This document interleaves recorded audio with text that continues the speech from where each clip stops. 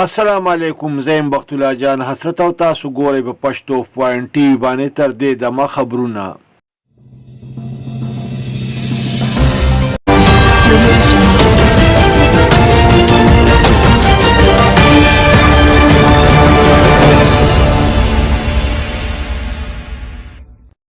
د ټولو نه اول راځئ چې وګورو سر خبرونه.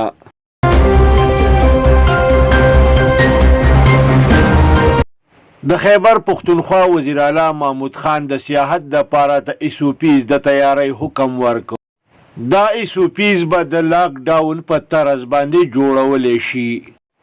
ډي سي مردان د مردان نه بهر د غنمو په وړو باندې دپه 144 نافذه کړه.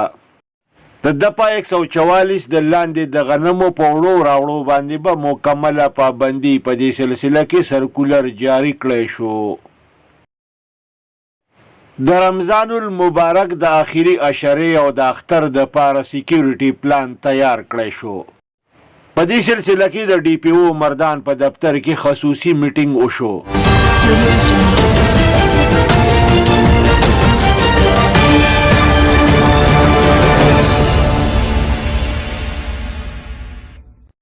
راځئ چې اوس وګورو د دې خبرونو تفصیل.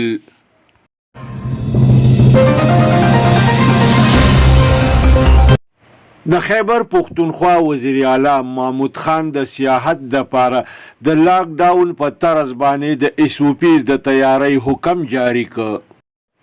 د دې خبرې حکم په یو خصوصي اجلاس کې ورکړ. دا ایسوپیز به د سیاحت سره د متعلقه محکمو د اجلاس نه د دې قانون د پاس کولو نه پس نافذولی شي. دا ایسوپیز به د کرونا وایرس په سلسله کې د لاک ډاون د ایسوپیز په طرز باندې وي. په دې ایسوپیز باندې به په سیاحتي مقاماتو کې په سختۍ سره عمل درآمد کولی شي. ډیپټي کمشنر مردان عبید وزیر د ضلع مردان نه بهر د غنمو په وړو راوړو باندې د دپه 144 د لاندې پابندي ولګوله. د ضلع مردان نه بهر د غنمو په وړو راوړو باندې ډي سي مردان عبید وزیر د دپه 144 د لاندې پابندي ولګوله. په دې سلسله کې سرکولر جاری کړی شو. د دپه 144 د لاندې د ضلع مردان نه بهر د غنمو په وړو راوړو باندې پابندي ولګېده. د دې پابندۍ حکم ډیپټي کمشنر مردان عبید وزیر په یو خصوصي سرکولر کې ورکړ. د دې سرکولر مطابق ډي سي مردان عبید وزیر د ضلع مردان نه بهر د غنمو په وړو راوړو باندې پابندي د دپه 144 د لاندې لګولې ده. ډیپټي کمشنر مردان عبید وزیر د ضلع مردان نه بهر د غنمو په وړو باندې پابندي لګولې ده. په دې سلسله کې دپه 144 نافذ کړی شوه. اوس به د ضلع مردان نه بهر هیڅ قسم ډیلر غنم بهر نشي وړی. په ضلع مردان کې د رمضان المبارک د آخري عشرې او اختر دپاره سیکیورټي پلان تیار کړی شو.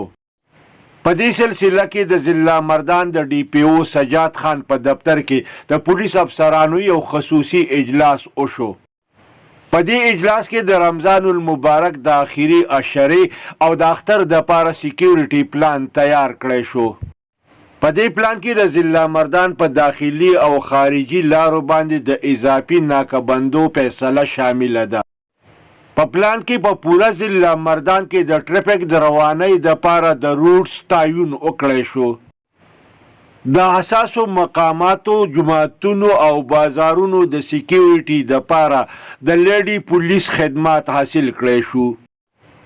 په اجلاس کې د رمضان المبارک د آخري عشرې او د اختر د ورځو دپاره یو مربوط سیکیورټي پلان تیار کړی شو.